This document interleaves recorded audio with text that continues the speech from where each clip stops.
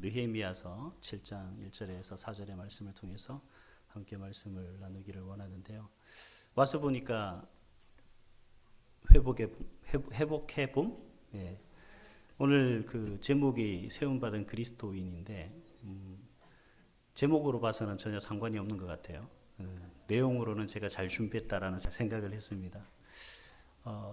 사실 느헤미야서 7장은 오늘 본문의 내용이 뭐 그렇게 은혜되는 말씀은 아닙니다만 느헤미야서 전체에서 봤을 때 이 느헤미야서 7장 1절에서 4절의 말씀은 바로 한 단어로 얘기한다면 회복입니다. 느헤미야서 전체는 회복이에요. 그러니까 어떤 회복입니까? 진정한 하나님 백성으로서의 회복입니다. 세상에 어울려 살다가 또 세상에 빠져 살다가 또 세상 것을 추구하며 살던 그 이스라엘 백성들을 그들이 회복해야만 하나님의 백성으로 변화될 수 있고 발전될 수 있는 거죠. 우리는 늘 그런 생각을 합니다. 나는 하나님의 사람이야, 나는 그리스도인이야 라고 하지만 하나님이 찾으시는 일꾼, 하나님이 세움받는 일꾼이 우리 모두가 되어야 된다는 겁니다. 그러기 위해서는 뭘 해야 되는 거예요? 우리가 회복돼야 돼요. 세상으로부터 회복되어지고 내가 가지고 있는 욕망, 욕심, 세상의 어떤 많은 자랑거리들로부터 회복되어서 우리 안에 하나님으로 가득 찬 그러한 사람이 되어야 된다는 거죠. 4월 7일 재보궐선거 있었죠. 여러분들 중에 다 투표를 하셨을 거라고 생각을 해요. 근데 투표하신 분들 중에 누가 됐느냐는 전 중요하지가 않아요. 여러분들이 얼마나 많은 생각을 하고 기도를 하며 그 사람들을 뽑았을까 하는 그런 생각을 한번 해봅니다. 저는 개인적으로 그런 생각을 해서 과연 누굴 뽑아야 될까? 어떤 사람을 뽑아야 되지? 뭐 이제 여러분들도 뭐 세상적인 어떤 관점 아니면 경제, 정치 아니면 여러 가지 문화들 아니면 뭐 혈연, 지연, 학연 뭐 이런 관계들 속에서 어떤 사람이 좋겠다 또 주변에서 듣는 얘기로 그렇게 얘기할지는 모르겠지만 저는 그런 생각을 했어요. 만약에 하나님이 하나님의 일을 이루시기 위해서 하나님의 사람, 하나님의 일꾼을 찾으신다면 과연 누가 될까? 저와 여러분들이 정말 하나님이 찾으시는 일꾼으로 투표를 해야 돼요. 하나님의 선택을 받아야 됩니다. 자, 그때 여러분들은 선택받을 자신 있습니까? 저는 그래서 종말이 두려워요. 저는 자신 없거든요. 제가 자존감이 낮아서가 아니라 과연 하나님 앞에 제가 최선을 다했습니다라고 자신 있게 말할 수 있을까? 하나님, 저는 준비된 일꾼이었어요. 항상 하나님 쓰시기에 합당해 부르시면 언제든지 아멘 달려가며 하나님의 뜻을 이룰 수 있을 만한 준비한 사람입니다. 이렇게 과연 제가 하나님 앞에 말씀드릴 수 있을까? 아무리 생각해봐도 그게 없더라고요. 누가 세운 건지 중요하지 않습니다. 어차피 사람이 세운 거니까요. 가장 중요한 건 하나님이 원하시는 일꾼이 된다면 그 사람이 잘하냐 못하냐는 아무런 상관이 없다는 거죠. 저와 여러분이 그런 사람이 될 수 있기를 소망합니다. 그러기 위해서는 뭘 해야 되냐면 우리가 회복해야 되겠죠. 다시 말하면 기준을 가지고 그 기준에 맞춰야 된다는 겁니다. 기도를 많이 한다는 게 회복되는 게 아니에요. 어느 기준에 합당하게 내 모습이, 내 신앙이, 내 믿음이 합당하게 되어 있는가. 그 기준으로 회복되는 것이 바로 진정한 신앙 회복이고 믿음의 회복이죠. 그 결단과 결심이 없이는, 그리고 그것을 위한 노력이 없이는 결코 우리는 회복할 수가 없는 겁니다. 아무리 외쳐봐야 정말 소규의 경일기에 지나지 않습니다. 그럼 하나님의 기준, 과연 하나님이 원하시는, 하나님이 찾으시는 일꾼으로 회복되기 위해서는, 준비되기 위해서는 과연 우리가 어떤 모습, 어떤 기준까지 이르러야 하는가, 어떤 기준을 삼아서 우리가 준비해야 되는가. 두 가지만 오늘 본문을 통해서 말씀드리려고 합니다. 첫 번째는 뭐냐면 충성스럽고 하나님 경외하기를 그 누구보다도 으뜸되는 사람이 되어야 된다는 거죠. 하나님을 경외한다는 것은 사실 어려운 일이 아닙니다. 어려운 게 아니라 이해하기가 어려운 건 아니라는 얘기입니다. 많이 들어왔잖아요. 하지만 이제 잘 이해가 안 되는 부분이 이제 충성되어라는 부분인데 느헤미야가 예루살렘 성벽을 다 재건한 이후에 일꾼을 세우죠. 성문을 지키는 문지기와 노래하는 자들과 제사장을 세우고 그리고 하나니와 하나냐를 그 다스리는 자로 세웁니다. 근데 그 다스리는 자로 세운 그 하나냐를 이야기를 하는데 뭐라고 얘기하냐면 그는 충성되다라고 이야기를 하면서 하나님을 경외하는 것이 그 무리들 중에 그 누구보다도 뛰어난 사람이다라고 이야기를 해요. 자, 그렇다면 우리가 하나님 앞에 쓰임받고 하나님의 영광을 위해 일할 수 있을 그런 기준이 된다면 여러분의 믿음, 여러분의 신앙 속에서 하나님 경외하기를 그 누구보다도 저 뛰어납니다라고 말할 수 있는 사람이 있을까요? 목사님 그건 불가능한 얘기잖아요. 왜 그런 말씀하세요? 라고 이야기하시는 분은 그러려고 노력하지도 않으시려고 하는 마음이 있기 때문인 거죠. 죄송합니다. 이렇게 단정을 지어서. 제가 조금 강하게 얘기하는 편이에요. 왜냐하면 이건 해보지 않고는 안 되잖아요. 우리 힘으로 회복될 수 있는 건 없잖아요. 하나님이 하시는 거지 않습니까? 성령 하나님이 역사하시면 못할 것이 뭐가 있겠어요. 기적의 하나님이 우리 하나님이십니다. 그런데 왜 우리가 미리 겁을 내고 그 일에 대해서 우리가 두려워할 이유가 없다는 거죠. 우리가 하나님을 그렇게 경외하는 건 다 아는 얘기인데 충성된다라는 말을 좀 어려워요. 이 충성된다라는 말은 히브리어로 에메트라는 단어입니다. 그래서 영어 성경이나 이런 여러 가지 영어 성경들 보면 번역본을 보면 우리말로 이 충성되어라고 번역하는 이 번역 내용이 영어로 다 달라요. 뭐 NIV 성경이나 KJV 성경이나 뭐 RSV나 뭐 ESV나 여러 가지 성경에서는 다 좀 다르게 자기식대로 해석을 해요. 그래서 한글 성경에서는 한글식대로 해석한 것이 충성되어라는 단어입니다. 그래서 이 구약학자들이 이 에메트라는 단어가 과연 어떤 의미일까? 뭐 여러 가지 있어요. 뭐 신실한, 확고한, 뭐 성실한, 뭐 이런 여러 가지 뜻을 가지고 있는데 구약학자들이 결론을 내리기를 뭐라고 결론을 내렸냐면 이렇게 결론했습니다. 맞습니다. 신실합니다.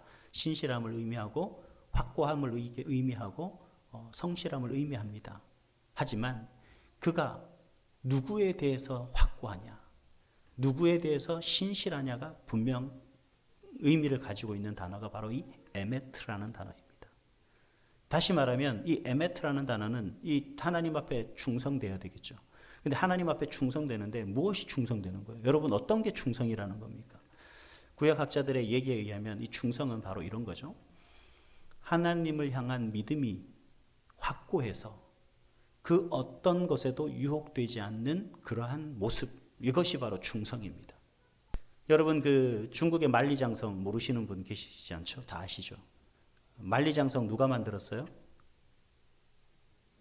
그렇죠. 진시황이라고 많은 분들이 얘기를 합니다. 근데 정확하게는 진시황 때 완공된 거지. 이 그 만리장성의 시작은 그 훨씬 이전 제나라 시대부터 세워진 겁니다. 그리고 연나라, 초나라를 거쳐서 진시황이 마지막 10년 동안 그 세워졌던 그 성에 보수하고 이어지지 않은 부분을 마지막 이어서 완공한 사람이 진시황일 뿐이에요. 근데 그렇게 높고 아주 견고하다 그래요. 근데 사실 이 만리장성은 제 역할을 하지 못하는 그런 성이었습니다. 왠지 아십니까? 그 만리장성을 지키던 문지기들이 돈만 주면 문을 다 열어줬다는 거예요. 그러니 아무리 높고 아무리 견고한 그 성이 있다 한들 무슨 소용이 있겠습니까? 무용지물이죠. 바로 우리가 하나님 안에서 하나님이 찾으시는 일꾼에서 이 충성된 사람은 바로 어떤 거냐? 바로 그런 신앙에서 확고한 사람이에요. 뇌물로 속아서 문을 열어주는 사람이 아니라 그 어떤 유혹과 그 어떤 환경 속에서도 하나님을 향한 믿음과 또 하나님을 향한 신실한 믿음이 결코 변하지 않는 그러한 사람을 일컬어서 에메트한 사람이다. 충성된 사람이다. 라고 할 수가 있는 거예요. 충성되어 하나님을 경외하기를 무리 중에 으뜸인 사람. 이 사람은 어떤 사람이냐면 쉽게 말하면 이런 사람이에요. 믿음의 본이 되고 신앙의 본이 되는 사람. 이러한 사람을 하나님은 찾으신다는 거죠. 여러분 어렵습니까? 사실 성경에서는 우리에게 그렇게 살도록 말씀하고 계시거든요. 근데 단지 우리는 부정해요. 그래서 장로님 선출하고 권사님 뽑고 안수 집사님 볼 때 그럴 때는 어떻게 해요? 그런 사람인가 아닌 사람인가 보죠. 그러니까 이건 어느 누구를 선정할 때 선택할 때 그런 모습으로 봐야 되는 게 아니라 바로 저와 여러분들이 갖추어야 될 기준이 되는 겁니다. 우리가 세상 사람들에게 보여지는 모습 속에서 믿음의 본이 되고 신앙의 본이 되는 삶을 살아야만 세상 사람들이 우리를 뭘로 보겠어요? 그리스도인이라 보겠죠. 또 하나님께서 그런 사람을 세워야지만 하나님의 영광을 나타낼 수 있는 것 아니겠습니까? 그래야지만 하나님의 뜻을 온전히 이룰 수 있는 일꾼으로 세움받을 수 있는 것 아니겠어요? 그렇기 때문에 저와 여러분의 모습 속에서는 우리의 신앙 모습은 그러한 모습이 우선시되어야 된다는 거예요. 그게 바로 우리 기준이고 하나님으로부터 세움받는 기준이 되는 거죠. 회복, 여러분 그렇게 회복하시기를 바랍니다. 근데 오늘 본문 배경에서 왜 느헤미야가 그러한 기준을 가지고 이야기하는지를 조금 더 설명을 한다면, 먼저 느헤미야서 6장 18절을 좀 보세요. 18절을 보면 느헤미야와 유다 백성에게 가장 큰 대적은 누굽니까? 도비야와 산발랏 일행이죠. 단순히 도비야와 산발랏 일행만 이 유다 백성의 대적인 것이 아니라 그 내부에도 느헤미야를 공격했던 사람들이 있어요. 근데 놀랍게도 그 사람들이 어떤 사람이냐면 유대 지도자층이었습니다. 성경에는 이름만 잠깐 언급을 했는데 스가냐의 아버지 아라라는 사람이 등장을 해요. 근데 이 아라라는 사람이 그럼 어떤 사람이에요? 라고 얘기할 수 있는데, 이제 우리가 읽지는 않았어요. 그 느헤미야서 7장 10절에 가면 이 아라라는 사람이 1차 포로 귀환 때 스룹바벨과 더불어서 바벨론에서 이 이스라엘로 귀환할 당시에 에스라서에서는 775명이 아라 자손들이 돌아왔다. 이 느헤미야서에서는 조금 달라요. 652명이에요. 여러분, 그 사람의 자손들이 700명 가까이 된다는 얘기는 엄청난 숫자죠. 그리고 그 다음에 무술람이라는 사람은 또 어떤 사람이냐? 느헤미야서 3장에 보면 이 성벽을 구간으로 나눴죠. 구역으로.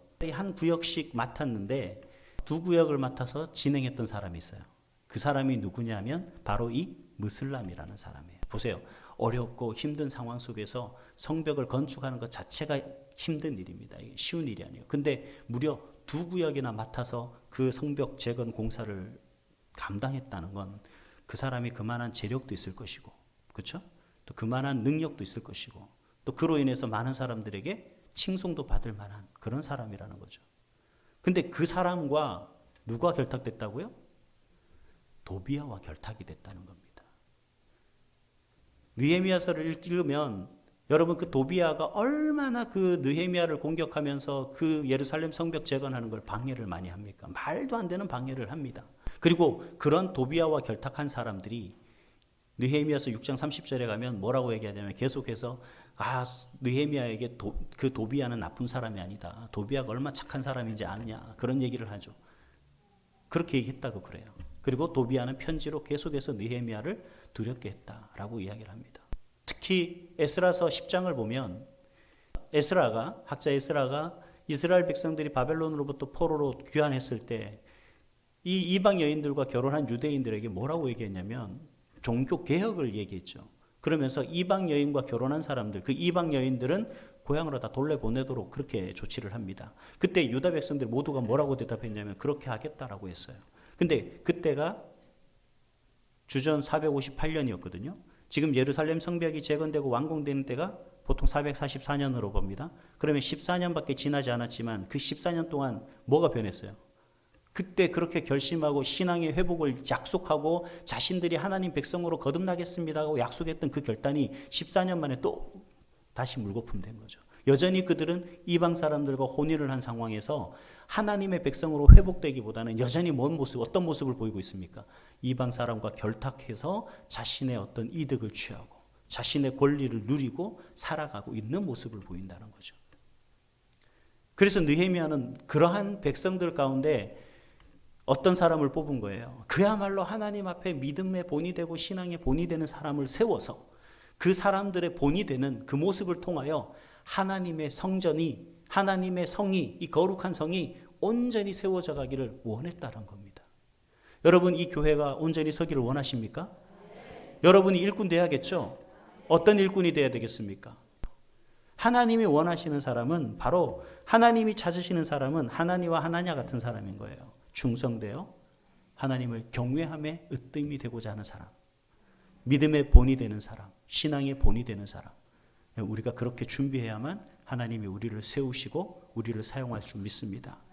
이 회복의 기간을 통해서 여러분의 신앙과 믿음이 그렇게 회복되기를 간절히 소망합니다. 여러분들이 이 하나니와 하나냐 같은 그런 사람으로서, 일꾼으로서 서서 이 교회가 정말 주님 보시기에 너무 아름답고 견고한 하나님의 성읍, 하나님의 영광이 넘치는 그러한 교회, 정말 이 지역에 선한 빛이 되고 선한 열매 맺는 그런 교회, 그런 성도 될 수 있기를 간절히 소망합니다. 두 번째는 뭐냐면 어떤 사람이냐 하면 헌신하는 사람입니다. 헌신하는 사람, 오늘 사실 본문에는 헌신이라는 단어가 전혀 나오질 않죠. 오늘 본문의 내용 속에 3절과 4절의 말씀을 보면 왜 제가 헌신이라는 말씀을 드리는지 그 이해를 하실 거예요. 이제 그걸 이해해야지만 헌신이라는 게 뭔가를 이제 무조건 분명히 이해할 수 있기 때문이죠. 오늘 본문 3절에 보면 느헤미야는 그 백성들에게 뭐라고 얘기하냐면 3절 한번 보세요. 후반절입니다. 예루살렘 주민이 각각 자기가 지키는 곳에서 파수하되 자기 집 맞은편을 지키게 하라. 이렇게 말씀하거든요. 근데 조금 보시면 뭐 당연한 것 같죠. 사실은 문장 속의 내용이. 근데 왜 그러느냐? 왜 느헤미야가 이렇게 지시했느냐는 4절에 나와요. 4절에 보니까 보세요. 그 성읍은 광대하고 그 주민은 적으며 가옥은 미쳐 건축하지 못하였음이니라. 예루살렘 성을 지키고 뭐 해야 되는데 지금 4절 말씀에 보면 파수를 하라고 했는데 4절 말씀에 보면 뭔가 부족하죠. 그러니까 4절 말씀에 보면 환경이 되게 열악해요. 성은 광대하다 했거든요. 이 광대하다 말은 엄청 크다는 얘기죠. 근데 그 속에 있는 사람들은 어때요? 적다. 근데 미처 살 집도 준비되지 못했다 그랬거든요. 그러니까 되게 열악한 환경이에요. 근데 중요한 건 그 열악한 환경 속에서 누가 있었어요? 여전히 백성이 존재하고 있었다는 거죠. 그들은 어떤 의미에서 거기 있었을까요? 그들이 그곳에 있어야 될 있었던 이유는 뭐겠습니까? 바로 헌신입니다. 헌신. 예루살렘 성벽이 무너졌었다 그랬죠. 그리고 성문이 불탔다 그랬습니다. 이것은 다 산발락과 도비아 같은 그러한 이방 민족들이 그 성을 무너뜨린 것이고, 그리고 그 성 안에 살고 있는 사람들에게 침략과 그리고 약탈을 일삼았겠죠. 그리고 약탈하면서 가장 쉽게 공격할 수 있는 방법이 뭐예요? 집에 불을 지르는 것이겠죠. 이게 일반적인 모습입니다. 침략자들의 행태죠. 그렇기 때문에 이 예루살렘 도성은 사람이 사는데 사실 참 척박합니다. 그런데 바벨론 포로로 붙잡혀가서 그 이방 민족 가운데 살다가 어렵게 살다가 이제 자리를 좀 잡을 만하니까 포로 생활을 마치고 다시 고향으로 돌아가자. 그 말에 자신의 모든 것을 다 정리하고 돌아와서 보니 그들이 살 곳이 어디냐? 바로 그러한 예루살렘 성이었습니다. 자, 만약에 여러분에게 그렇게 말씀하시는다면, 여러분에게 그렇게 요구하신다면 여러분은 어떻게 하실 거예요? 거기에 또 조건이 붙어요. 무슨 집을 지원해 준다거나 뭐 이런 것도 아니에요. 그 성에 살면서 여러분 낮에는 성문을 지켜야 되고요. 밤에 해가 지면 성문을 굳게 닫고 그 다음에 뭘 해야 되냐면 여러분이 사는 집 맞은편의 성벽을 파수해야 돼요. 그리고 여러분이 살 수 있는 집들은 알아서 스스로 좀 지어서 그렇게 살 수 있도록 하셔야 됩니다. 여러분, 누가 그 예루살렘 성 안에 들어가겠습니까? 과연 회복된다 할지라도, 그 예루살렘 성이 옛날 과거의 명성을 되찾는다 할지라도 과연 1, 2년 만에 그 명성이 회복될 수 있겠습니까? 없죠. 힘든 얘기입니다. 정말 소위 말해서 투자할 가치가 없는 그러한 얘기죠. 그러한 권유고. 그럼에도 불구하고 오늘 성경 3절에서는 분명히 말씀해서 하셔요. 그럼에도 그 광대한 성에는 비록 작은 숫자이지만 그러한 느헤미야의 명령에 순종하는 헌신하는 사람들이 있었다라고 이야기를 하고 있는 겁니다. 이게 중요한 거예요. 그럼 하나님이 찾으시는 헌신한 사람이란 과연 어떤 사람일까요? 자, 우리도 좀 그걸 분명히 해야겠죠. 헌신은 하나님 누구나 할 수 있는 것을 먼저 하는 사람이 헌신이 아닙니다. 아무도 하지 않으려고 하는 것을 선뜻 행하는 사람이 그게 바로 헌신이에요. 하나님이 찾으시는 헌신자는 이처럼 환경이 열악하고 여러 가지 상황이 도저히 할 수 없는 그 상황 속에서도 그 하나님의 뜻을 위해 수고하려고 먼저 선뜻 그 일을 행하는 사람, 이런 사람이 바로 헌신하는 사람이고 하나님이 찾으시는 사람이라는 겁니다. 그래서 헌신의 핵심은 뭐냐면 나의 일을 하는 것이 아니라 하나님의 일을 하는 것이 헌신의 핵심이고, 또 우리의 뜻을 이루는 것이 아니라 하나님의 뜻을 이루는 것이 바로 헌신의 핵심인 거예요. 한번 여쭤볼게요. 여러분, 누구를 위해서 회복하시고자 하시는 거예요? 예. 그럼 그게 옳은 생각입니까? 나를 위해서 회복해야 돼요? 우리의 회복은 나를 위한 목적이 되어서는 안 돼요. 그건 헌신이 아니에요. 진정한 회복은 뭐예요? 결국 우리는 하나님의 사람 아닙니까? 여러분 그렇게 말씀하시잖아요. 나는 그리스도인이다 라고 이야기하시잖아요. 그럼 누구를 위해서 우리가 살아야 돼요? 그렇죠? 하나님의 뜻을 이루는 사람이 돼야죠. 그러기 위해서는 나를 위해서 회복하는 것이 아니라 하나님을 위해서 회복해야 된다는 겁니다. 그래서 하나님의 뜻을 위해서는 자신의 몸을 태워서 그 어둠을 조금이라도 밝히고자 헌신하는 초와 같은 그런 모습이라는 겁니다.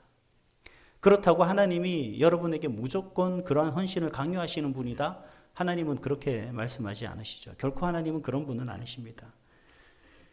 그래서 이렇게까지만 말씀하시면 아유 역시 헌신은 결국 모든 걸 다 하나님께 바쳐라 뭐 다 그 얘기 아닙니까? 라고 이렇게 얘기할 수 있지만 진정한 헌신은요 모든 것을 하나님께 맡기는 것입니다. 그렇게 결과적으로 여러분 다 내가 하나님 회복하기를 원합니다. 회복하려고 내가 찬송하고요. 회복하려고 내가 기도하고요. 회복하려고 내가 성경 읽고 회복하려고 내가 성경 하나님 말씀 공부해요. 그러니 하나님 회복시켜 주세요. 제가 회복해야 됩니다. 결국 누구를 위한 회복? 나를 회복. 이 모든 것들을 다 하나님 앞에 맡기며 하나님 앞에 겸손하게 나아가는 것. 여러분 모든 것을 다 벗어버리고 씻어버리고 빈 그릇을 하나님 앞에 놓았을 때 하나님이 그것을 채우실 것을 기대하며 나아가는 겁니다. 그게 헌신이에요. 환경이 열악하고 어려운 그 모습, 그게 바로 예루살렘 성의 모습이었습니다. 황폐해지고 더러워질 대로 더러워지고 오염되어져 있는 하나님의 성전이 정말 거룩히 구별되어야 될 그곳, 정말 세상과 온전히 이 예루살렘 성벽으로 차단되어지고 구별돼서 그 안에는 하나님의 영광만이 가득한 곳이 예루살렘 성이 되어야 되는데 이 예루살렘 성이 회파되면서 그 안에는 온갖 더러운 것들이 다 들어와서 이미 썩을 대로 냄새나는 그 모습으로 있었다고요. 그렇다고 그게 성벽이 세워졌다고 그 다음부터 우리가 깨끗해질 수 있습니까? 아니죠. 다 퍼내고 씻어내고 닦아내야죠. 완전히 다 그렇게 해야지. 그리고 그 안에 뭘 채워야 돼요? 하나님의 은혜, 하나님의 사랑, 그래서 성령의 충만함, 그리고 기도, 말씀으로 채울 때 결국 그것이 거룩해지는 것 아닙니까? 회복은요, 바로 그런 과정이 거쳐야 되는 거예요. 하나님이 차시는 헌신하는 사람은 바로 그 과정에서 회복된 사람을 원하시는 겁니다. 헌신은 다른 게 아니에요. 내가 어떤 일을 하는 것이 아니라 내 안에 있는 것을 하나님 것으로 채우는 것이 그게 바로 진정한 헌신의 모습인 겁니다.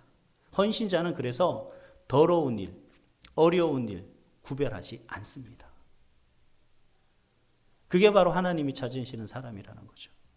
여러분 이 믿음을 잘 지켜서 이제 이 회복의 때를 통해서 하나님께 세움받는 여러분이 될 수 있기를 원합니다. 어떤 모습으로 변화돼야 돼요? 헌신의 모습으로, 헌신하는 사람으로 그렇게 회복되어지시는 여러분 될 수 있기를 소망합니다. 말씀을 맺겠습니다. 어떤 분들은 제가 간혹 그 헌신하십시오 말씀을 드릴 때 간혹 그런 분들이 있어요. 수고하면 상급을 받아야죠. 수고하면 상급이 따른다. 뭐 그런 얘기를 많이 하시는데 사실 여러분 사도 바울은 디모데전서 2장 10절을 통해서 이렇게 얘기합니다. 오직 선행으로 하기를 원하노라. 선행을 하라는 얘기입니다. 왜 선행을 해야 되냐면 이것이 하나님을 경외한다 하는 자들에게 마땅한 것이니라. 아멘입니까? 여러분 우리가 하나님 앞에 회복되는 그래서 하나님의 세움받을 수 있는 일꾼이 되기 위해서는 마땅한 모습이 되어야 되는 거죠. 제가 참 안타까운 건 지금 한국교회 많은 청년들이 이 코로나 때문에 교회를 찾지 않는다고 해요. 교회를 이탈한다고 합니다. 예전에는 교회에서 찬양하고 그룹 활동에 참가했던 그 청년들이 대부분 다 빠져나갔죠. 이제 그 모습 속에서 우리가 봐야 될 건 뭐냐면 참된 신앙 있는 모습을 찾아야 되는 거죠. 이제 사실 우리는 우리 자녀들에게 그리고 우리 교회 청년들과 또 우리 교회 성도들에게 우리가 뭘 고면해야 되는 겁니까?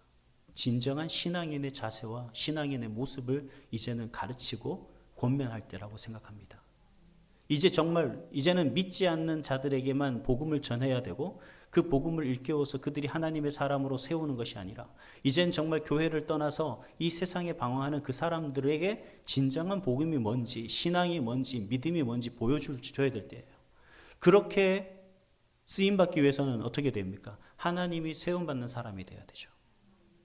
그렇게 되려면 저와 여러분들이 하나님의 기준에 합당한 모습이 되어야 됩니다. 그 기준이 어떤 기준이라고요? 하나님 앞에 헌신하는 사람이고, 그리고 첫 번째로 뭐라 그랬죠? 충성되어 하나님을 경외하는데 으뜸이 되는 자들이 되기를. 이것이 마땅하기 때문에, 이 모습이 마땅한 모습이고, 이 모습이 바로 우리의 기준이 되어야 됩니다. 그래서 정말 뭐 언제가 될지 모르겠지만 직분자를 선출할 때 누구를 꼽아야 돼요? 이 기준이 신앙의 어떤 척도를 가지고 도저히 없어서 누구를 세울 사람이 없어, 이게 아니라 우리 교회는 누구나 다 그 기준을 뛰어넘는 분들이라서 도저히 뽑을 수 없을 정도로 갈등하는 그런 교회가 될 수 있기를 소망합니다. 오늘 뭐라고 얘기하냐면 그 성은 광대하다 그랬거든요. 그 성의 사람은 적다라고 이야기했습니다. 하나님은 어떤 사람을 찾으시냐면 그 성을 채울 사람을 필요로 하십니다. 저와 여러분이 기회예요. 이 코로나의 이 시대가 기회입니다. 이 시간들을 통해서 우리가 회복하고 이 기회를 우리가 놓치지 마라.